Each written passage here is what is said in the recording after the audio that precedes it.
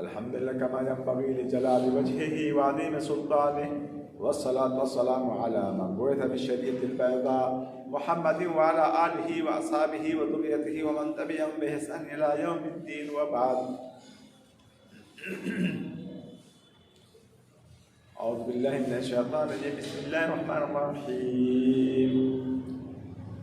अलिफ लाम मीम ज़ालिकल किताबु ला रैब फीहि हुदल लिल मुत्तक़ीन الذين يؤمنون بالغيب ويقيمون الصلاة ومما رزقناهم ينفقون والذين يؤمنون بما أنزل إليك وما أنزل من قبلك وبالآخرة هم يوقنون أولئك على هدى من ربهم وأولئك هم المفلحون إن الذين كفروا سواء عليهم أنذرتهم أم لم تنذرهم لا يؤمنون ختم الله على قلوبهم وعلى سمعهم وعلى أبصارهم غشاوة ولهم عذاب عظيم ومن الناس من يقول آمنا بالله وباليوم الآخر وما هم بمؤمنين إلى آخره।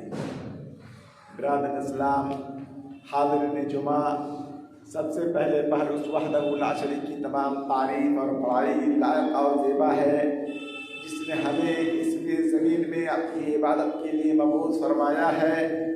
उसके बाद हमारे आखिर नबी मोहम्मद रसूलुल्लाह सल्लल्लाहु अलैहि वसल्लम पर अनगिनत दरूद सल्लल्लाहु अलैहि वसल्लम। बिरादर इस्लाम, सूरह बकरा की तफसीर चल रही है। इससे पहले दो खुतबों में, दो किस्सों में 2-3 आयत की तफसीर की गई थी और ये भी और सूरह बकरा की फजीलत बयान की गई थी कि अगर कोई शख्स एक रुकू, एक पारा, एक सफा या कुछ हिस्सा पढ़ लेगा इस सूरत का तो वो जिन्नात से, जादू से, जादू टोना से, शिरकियात से, तमाम से, जो बान से, शैतानी वसवसे से महफूज हो जाएगा। जादू असर नहीं करेगा उस पर। अगर बाण मारे तो बाण भी नहीं लगेगा, जादू चलाए तो जादू असर नहीं करेगा, जो बताला उसका मुकाबला नहीं कर पाएगा और उसको पढ़ने में बरकत है। इसलिए हमें घरों में कुरान की उमूमी तिलावत करनी चाहिए और सूरह बकरा की खुसूसी तिलावत करनी चाहिए ताकि हमें ये फजीलत मिले। इसके बाद ये बतलाया था कि ये कुरान एक ऐसी किताब है जिसमें ज़र्रा बराबर कोई शक व शुबा नहीं है और ये कुरान हिदायत है जो जन्नत में ले जाने वाली किताब है। किन के लिए? मुत्तक़ीन और परहेज़गारों के लिए। जो अल्लाह से डरेगा, अल्लाह से खौफ खाएगा तो अल्लाह रब्बुल आलमीन उसके पादाश में उनको जन्नत अता करेंगे, उनको हिदायत देंगे। अगर हमने अमल किया और अल्लाह से डरते रहे, उनकी रहमत की उम्मीद किए, उनके अज़ाब से डरते रहे तो इंशाअल्लाह अल्लाह ताला हमें जन्नत देंगे इंशाअल्लाह। जिस तरह से सबसे पहले हमारे बाप आदम जन्नत में थे, दोबारा आदम साहब उनके औलाद भी दोबारा जन्नत के मुस्तहिक बने एक शर्त के साथ, और वह दुनिया में आकर इम्तिहान देना। ये 50-60 साल की जिंदगी में हमें इम्तिहान देना है।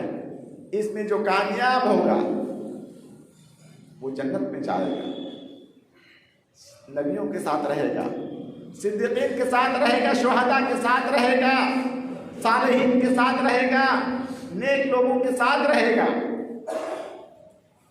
और ये किताब हिदायत है किन लोगों के लिए? जो गैब पर ईमान लाते हैं। अल्लज़ीना युमिनूना बिल गैब, गैब पर ईमान लाते हैं। हमने अल्लाह को नहीं देखा, जन्नत को नहीं देखा, जहन्नम को नहीं देखा, फरिश्तों को नहीं देखा, सहाबा को नहीं देखा।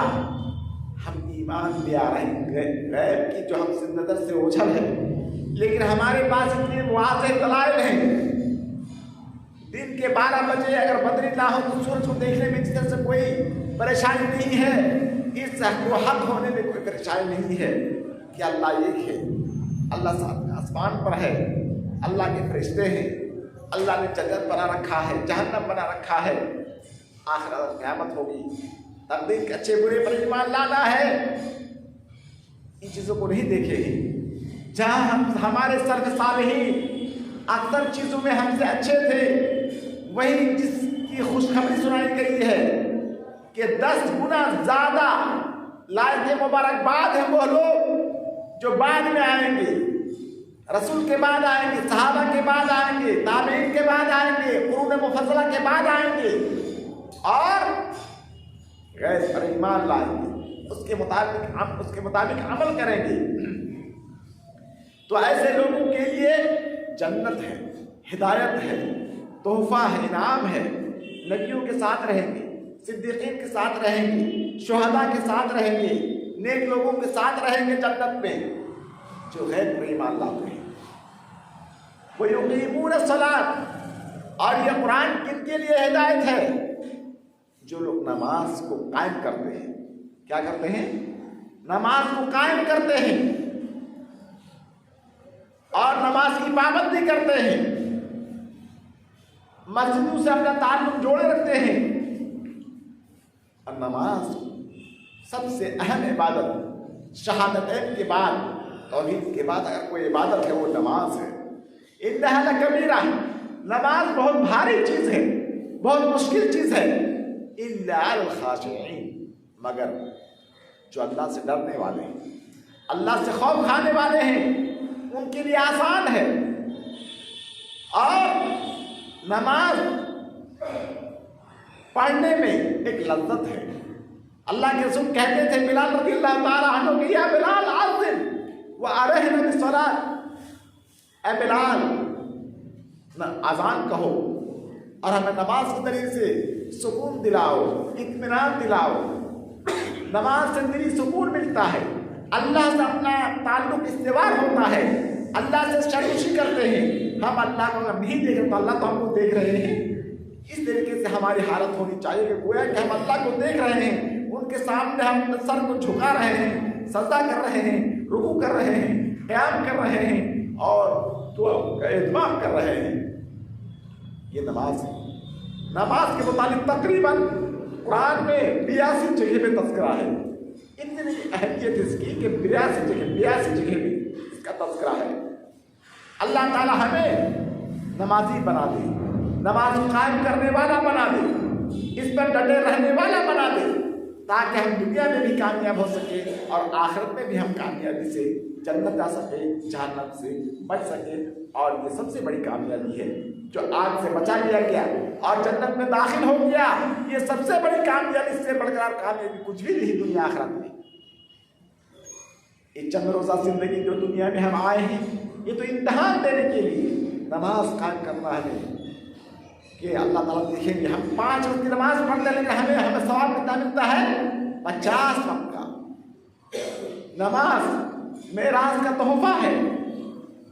जब अल्लाह के रसूल सल्लल्लाहु अलैहि वसल्लम को बुराक पर बैठा कर तमाम मस्जिद हराम से मस्जिद अक्सा का सैर कराए और वहाँ से 7वां आसमान का बुराक पर सवार होकर के सवार आप पहुँचे सिदरतुल मुंतहा के पास, अल्लाह के पास, और सिर्फ एक पर्दा था। पर्दा के पीछे से आपसे गुफ्तगू हुई, अल्लाह की गुफ्तगू हुई। और इस मेराज में नमाज का तोहफा दिया गया। नमाज का तोहफा क्या? पहले 50 वक्त की नमाज फर्ज हुई। मूसा अलैहिस्सलाम ने पूछा कि मोहम्मद आप क्या लाए हैं अल्लाह के पास से? कह 50 वक्त की नमाज। तो कह नहीं, अब जाइए, आपके ऊपर 50 वक्त की नमाज 24 घंटे में नहीं पढ़ पाएंगे। मैंने इंसानों को बहुत ज़्यादा जांचा परखा है, उनके अंदर ताकत नहीं है। बार बार जाते रहे और 5 वक्त की तकलीफ होती रही, 5 वक्त की तकलीफ होती रही। जब 5 वक्त की नमाज हो गई फिर भी मुसाफिर का नहीं, 5 वक्त की नमाज भी नहीं पढ़ पाएंगे ये लोग। अल्लाह के रसूल ने कहा था मैं, और शर्म आती है, मैं और नहीं जा पाऊंगा। मैं 5 वक्त की नमाज ये मुत्तकीन के लिए, परहेजगारों के लिए कोई बड़ी बात नहीं। अल्लाह से लगाए रखिए, लौ लगा के रखिए। आपकी तिजारत, आपका कारोबार, रोजी का मालिक अल्लाह है। ये हर किसी से हम लोगों के दिल दिमाग में ना आए कि नमाज पढ़ने में वक्त बर्बाद होता है। नहीं, एक रूहानी ताल्लुक पैदा होता है अल्लाह से, जो अल्लाह रोजी का मालिक है। रोजी आती है आसमान से, हम अपना ताल्लुक जोड़े रखे हैं अल्लाह से। अल्लाह किस तरीके से, आप देखेंगे दुनिया में जो नेककार लोग हैं, अच्छे लोग हैं, नमाजी हैं, रोजादार हैं, जन्नती लोग हैं, उनको देखेंगे अक्सर औकात इबादत में गुजारते हैं, लेकिन उनके पास दौलत का अंबार है, ज्यादा कोई मेहनत नहीं कर रहे हैं। ये दौलत किस्मत से आती है, मेहनत से नहीं आती है। अल्लाह के रसूल सल्लल्लाहु अलैहि वसल्लम की हदीस है, मा मिन नफ्सिन मनफूसतिन लन तमूत नफ्सुन हत्ता तस्तकमिल रिज़्क़हा। कोई शख्स उस वक्त तक मरेगा नहीं जब तक कि अपनी रोजी को पा नहीं लेगा, मुकम्मल कर ना लेगा। वो क़समना बैनहुम, रोजी तो अल्लाह रब्बुल आलमीन बंदों के दरमियान तक़सीम कर दिए हैं। आप इसलिए अज्मिलू फी तलब, रोजी तलाश करने में हलाल तरीका, इत्मीनान का तरीका, सुकून का तरीका अपनाइए, मोमिनीन का तरीका अपनाइए, नबियों का तरीका को अपनाइए, सहाबा का तरीका को अपनाइए, ताबईन का तरीका को अपनाइए, कुरून मुफस्सला जो अच्छे लोग हैं उनका पीछे उनकी इख्तिदा कीजिए। कामयाब रहेंगे दुनिया में भी और आखिरत में भी, शुक्र होकर के जन्नत में जाएंगे इंशाअल्लाह। और नमाज कायम, नमाज में ताखीर ना करें। बस में सवार हैं, ट्रेन में सवार हैं, उसी में नमाज आके नमाज पढ़ लीजिए। हत्ता कि जंग की हालत में, जिहाद वगैरह में है, फिर भी नमाज की ताखीर जायज़ नहीं है। एक सब दुश्मन से मुकाबला करें, दूसरे सब नमाज पढ़ेंगे। अगर हम तंदुरुस्त हैं, कादिर हैं, तो खड़े होकर नमाज पढ़ें। अगर बीमार हैं तो बैठ कर नमाज पढ़ें। बैठ कर भी नमाज पढ़ने की ताकत नहीं है तो सोकर पढ़ें, इशारे से पढ़ें। जब तक कि हम होश हवास में हैं, अक्ल शऊर में हैं, दानाई और बीनाई हमारे अंदर है, तो नमाज की क़ज़ा जायज़ नहीं है। सिर्फ मुसाफिर के लिए ज़्यादा से ज़्यादा 2 वक्त एक साथ मिलाकर पढ़ेंगे, ज़ुहर, असर, मगरिब, इशा और फजर। मुसाफिर के लिए या कोई घर में कोई हंगामी मामला होने वाला है, तब कोई जमा में सादर करें तो कर सकता है। तो नमाज का इंतजाम करें हम। युकीमून सलात, कुरान हिदायत किनके लिए? जो लोग नमाज को कायम करते हैं, तो हम नमाज को कायम करें, उसको पढ़ें, उसकी रूह को समझें और अल्लाह से अपना ताल्लुक को कायम रखें। इसके बाद अल्लाह रब्बुल आलमीन सूरह बकरा में मज़ीद कहा, वल्लज़ीना युनफ़िक़ून वमिम्मा रज़क़नाहुम युनफ़िक़ून, और जो कुछ हम उसको रोज़ी देते हैं उसी में से कुछ हिस्सा निकाल करके अल्लाह के रास्ते में खर्चा भी करते हैं। ये होना चाहिए। क्या होना चाहिए कि हमको जो अल्लाह रब्बुल आलमीन ने रोज़ी दे रखा है, अगर हम साहिब निसाब हैं तो ज़कात देना फ़र्ज़ है। नमाज और ज़कात के दरमियान कोई फ़र्क नहीं है। जो इस्लाम के 5 अरकान हैं, ईमान के 6 अरकान हैं, इसमें से कोई एक भी अगर कोई शख्स कोताही किया तो मुर्तद हो जाएगा। अगर इस्लामी हुकूमत कायम हो तो उस पर कत्ल का फतवा लगेगा। तो नमाज और रोज़ा, हज, ज़कात सब एक ही चीज़ है। वमिम्मा रज़क़नाहुम युनफ़िक़ून, जो कुछ हम उसको रोज़ी देते हैं उसी से खर्चा करते हैं। इस खर्चा करने में दोनों को शामिल है, खाम ज़कात हो या नफिल सदका हो, दोनों को शामिल है। तो अल्लाह हमें चाहिए कि हम ज़कात का इंतजाम करें। और ज़कात के लिए कोई शरीयत की तरफ से कोई वक्त की पाबंदी नहीं है, लेकिन उमूमन लोग ज़कात रमज़ान में निकालते हैं, इसलिए कि रमज़ान का सवाब एक दर्जा से लेकर 70 गुना तक ज़्यादा हो जाता है। इसलिए हमें रमज़ान में ज़कात का इंतजाम करें तो ज़्यादा बेहतर है। और जो फसिल अनाज है तो जिस वक्त फसिल उसी वक्त दे देना है। लेकिन जहाँ रुपये पैसे सोना चांदी की ज़कात है, हमें चाहिए कि हम रमज़ान का एहतमाम करें, रमज़ान में निकालें और रमज़ान से इसका हिसाब किताब रखें। इसके बहुत फायदे हैं और अल्हम्दुलिल्लाह मुसलमानों का इस पर अमल भी है। पूरी दुनिया में जो ज़कात निकालते हैं, कब निकालते हैं? रमज़ान में निकालते हैं, ताकि एक नेकी 70 के बराबर हो जाए। अगर हम 1 रुपया खर्च करेंगे रमज़ान में तो वो नेकी हमारा 70 गुना हमें ज़्यादा मिलेगा सवाब उसका। इसलिए हमें चाहिए कि हम खर्चा करने की कोशिश करें रमज़ान में ज़्यादा से ज़्यादा।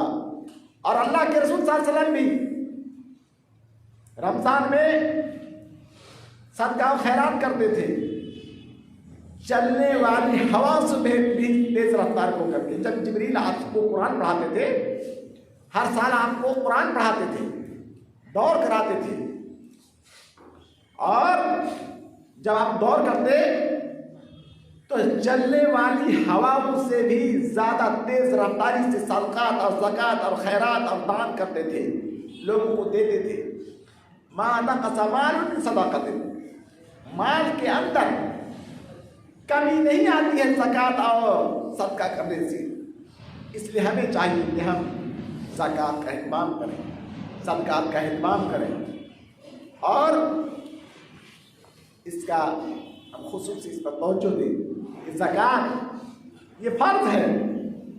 जब अल्लाह के रसूल सल्लल्लाहु अलैहि वसल्लम का इंतकाल हुआ, हज़रत अबू बकर रज़ियल्लाहु ताला खलीफा बन गए। बाद मुसलमान नमाज पढ़ते थे, हज करते थे, रोज़ा रखते थे, कहने लगे कि ज़कात नहीं दूंगा। क्या किया था अबू बकर? तलवार उठाए कि जो नमाज के दरमियान ज़कात के दरमियान फ़र्क करेगा उसका इलाज तलवार है, जिहाद है। उसके खिलाफ तलवार उठाई जाएगी, जिहाद किया जाएगा, उससे क़िताल किया जाएगा, वो भी मुर्तद है। इसलिए जो नमाज और रोज़ा के दरमियान फ़र्क करेगा वो मुर्तद हो जाएगा। जो ज़कात छोड़ेगा वो मुर्तद हो जाएगा, जो ज़कात नहीं देगा मुर्तद हो जाएगा, नमाज नहीं पढ़ेगा मुर्तद हो जाएगा, हज नहीं करेगा, माल होने के बाद हज नहीं करेगा, मुर्तद हो जाएगा। इसलिए हमें इस्लाम के जो 5 अरकान हैं उसका खुसूसी तौर पर एहतमाम किया जाए।